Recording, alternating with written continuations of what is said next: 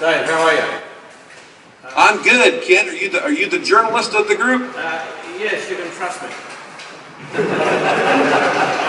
But it's been a long time since I worked in the media, but I edit the magazine and I'm a director of the show and help the team out as much as possible. So we're hoping, Dave, with your permission, we'd like to run a little story in our magazine about this conversation. Are you happy with that? That'd be fine. Yeah, okay. Mate, the question that I wanted to ask, I've written a lot of stories here about the move in Australia to get OEMs to share information with the aftermarket, the thing that you went through in America in recent years. And we know that you now have agreements in America with the OEMs to share information with the aftermarket, but we'd like to know, does it really work?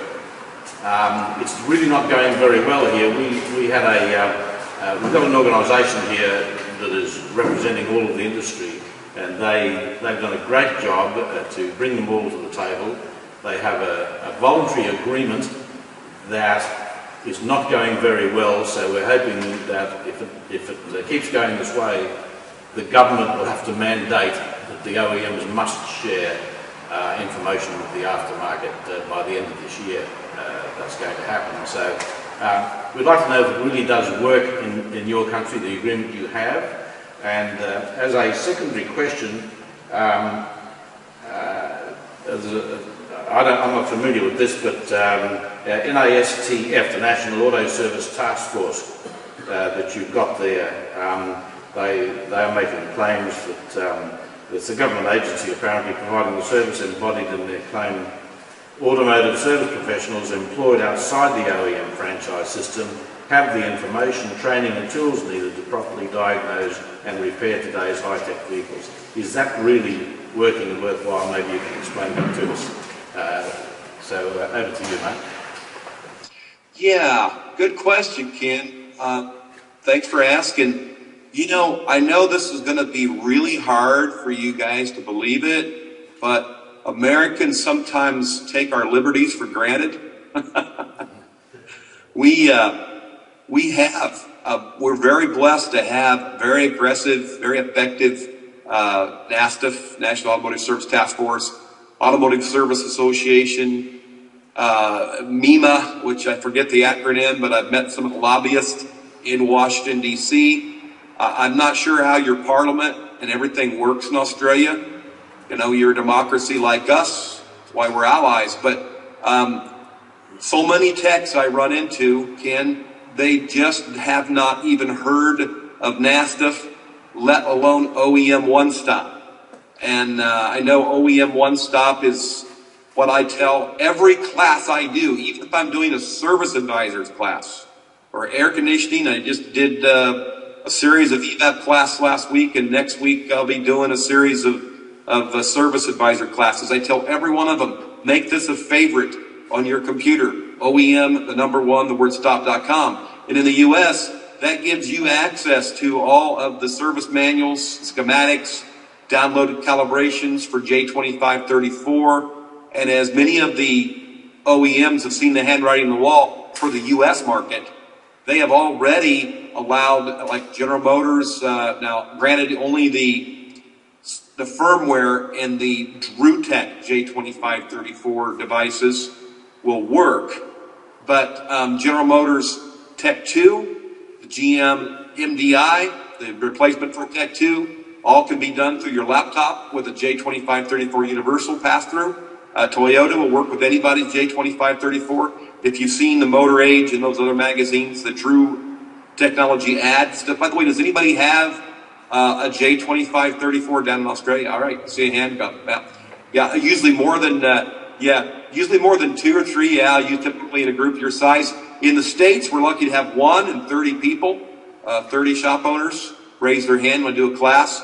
But BMW, I think, I want to say Saab and Volvo, there's like 5 that Drew advertises that their firmware is good enough to basically make your tool a factory scan tool.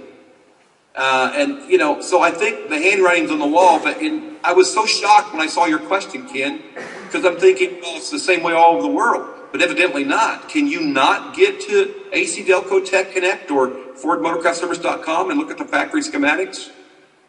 Can I answer that? Dave, there is some information we can get. AC Delco in Australia does provide some information.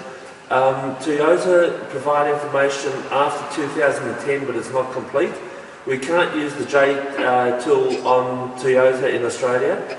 I use it because I log in on the US and having the friends I have where I have them in the US, like you guys and Harv and some of the other boys. I've been given access to some of the other areas that are not necessarily used by the mainstream here. And there are other people who have other systems in place. Using VPNs has certainly helped a lot of that, but the local information is a lot harder to come by. Okay, all right. What about Toyota TIS, Technical Information System? I use American TIS. We don't have access to TIS in Australia. Interesting.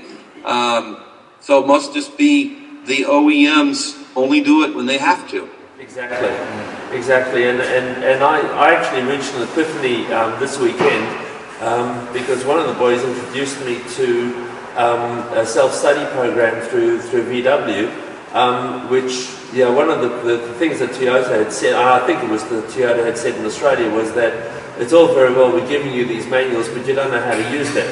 And it's really no use to you having them, so we only release what we want to release.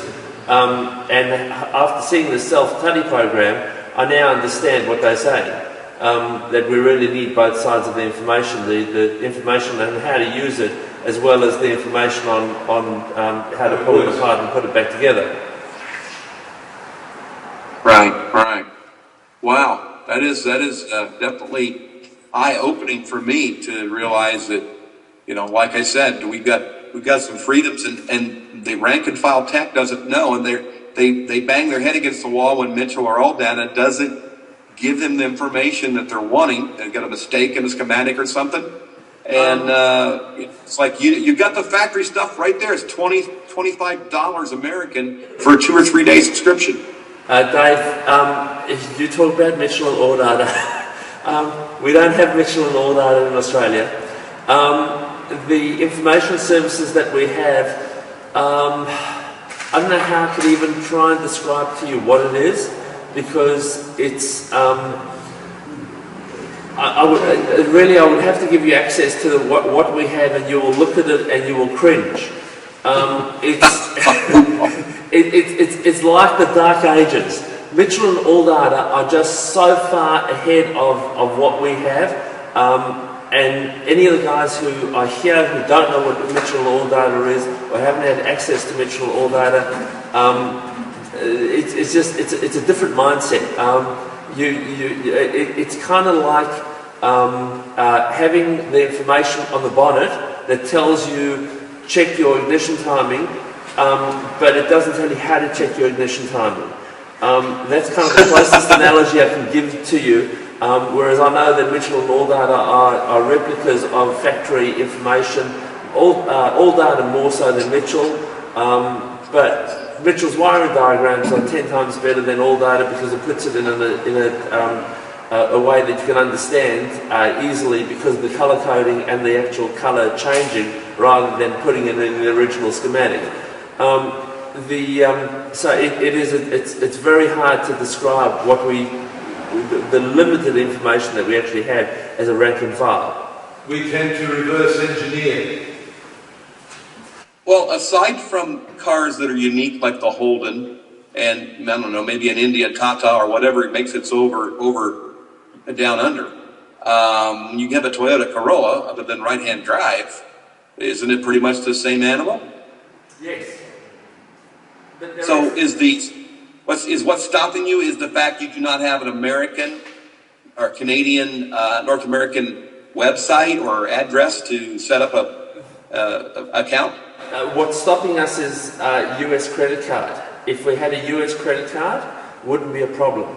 using an Australian credit card or an Australian credit facility, it firstly recognises that you can't pay for it using US dollars. The second thing is, if you type the VIN of a vehicle in, it recognises that that is not an American VIN. And not being an American VIN, it won't let you to go any further. Goodness. Yeah, so that blocks the path from that, and there are some software differentiations. I don't know how much differentiation there is or there isn't, but the fact that it recognises that you are not in America and you're not using an American type vehicle, it does block some of that information, and that is where it becomes very hard. That even using a VPN and using an American credit card still won't allow you to operate because of the VIN. Let me ask a question of you on this topic.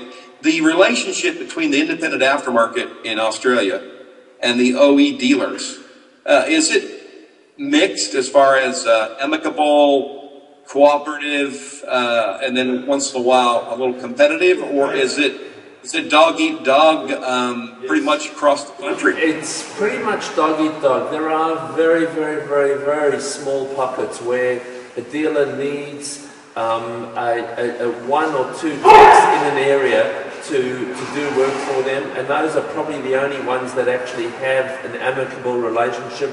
But in order to get the information to do any of the programming, flashing, it's pretty much a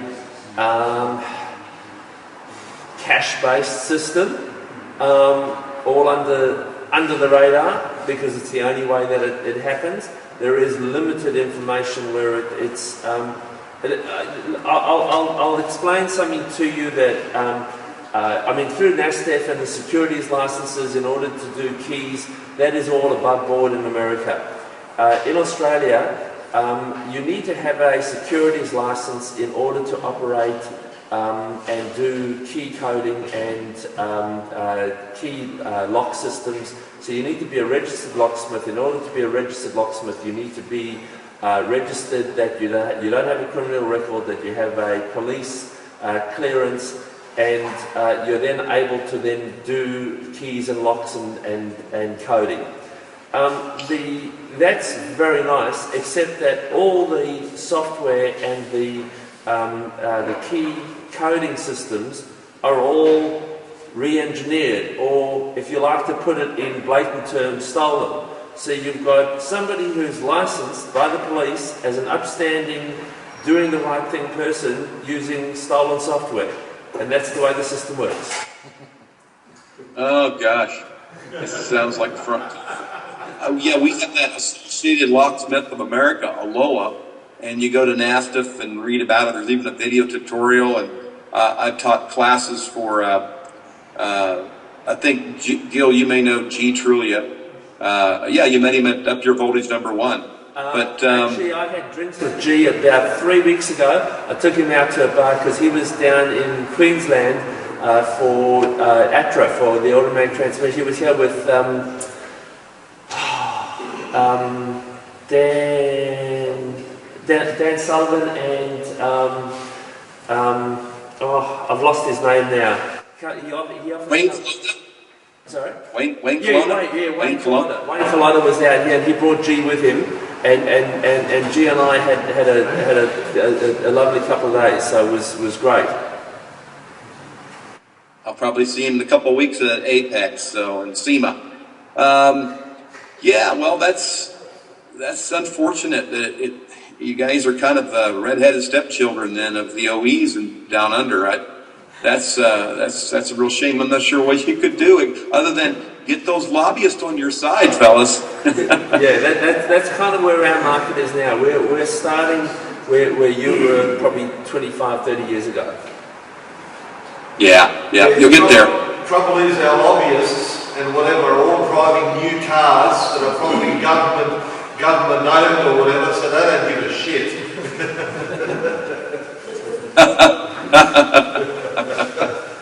Everyone happy with that? Yeah. Yeah, thanks Dave. I'll hand over to the next person. Next one.